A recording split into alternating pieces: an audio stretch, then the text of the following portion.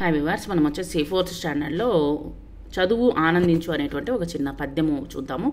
ఎవరు నేను కొమ్మలతో ఎత్తుగా రెమ్మలతో గుబురుగా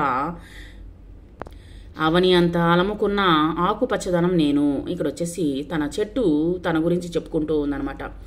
నేను ఎవరిని కొమ్మలతో రెమ్మలతో తర్వాత వచ్చేసి ఆకులతో ఆకుపచ్చదనంతో నేను అలుముకొని ఉన్నాను. పూల పరిమళాలతో గాలి చల్లదనంతో పండ్ల తీయదనంతో ప్రేమగానే పిలుస్తాను. ఎవరు నేను చూడండి, పూలు అందిస్తుంది. ఒక చెట్టు అనేటువంటిది మంచి సుగంధంతో కూడినటువంటి పూలను అందిస్తుంది. తర్వాత గాలి ఇస్తుంది, మనకు కావలసినంత ఆక్సిజన్ ఇస్తుంది. పండ్ల తీయదనంతో ప్రేమగానే పిలుస్తాము, అంటే పండ్లు మనకి ఇచ్చేటువంటి పండ్లు కూడా తీయగానే ఇస్తుంది.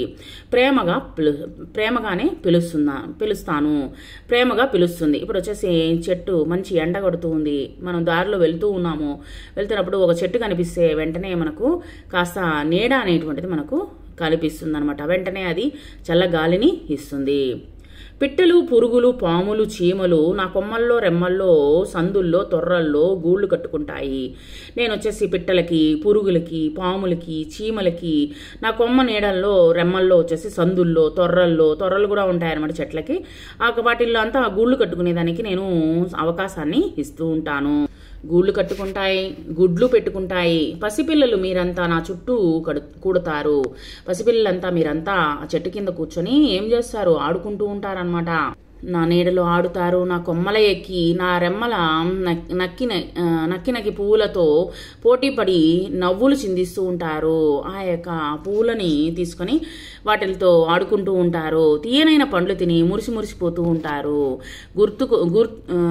గుర్తుకొచ్చానా పిల్లలు, గుర్తెచ్చానా చెట్టును నేను, పచ్చని చెట్టుని నేను, మీ జాతి మనుగడకు తొలిమెట్టును నేను. మనం వచ్చేసి చెట్టు లేకపోతే మనం లేము, మనం లేకపోతే చెట్టు అనేటువంటిది లేదనమాట. కాబట్టి మనము ఇద్దరు పెనవేసుకొని ఉన్నటువంటి బంధం అనమాట ఈ యొక్క చెట్టుకి మనకు ఉన్నటువంటి బంధము. కాబట్టి మనము చెట్లని కాపాడుదాము, వాటిని సంరక్షించడము మన యొక్క బాధ్యత, కర్తవ్యముగా మనం భావించి ప్రతి ఒక్కరి ఇంట్లో చెట్టు అనేటువంటిది నాటండి. Thank you very much.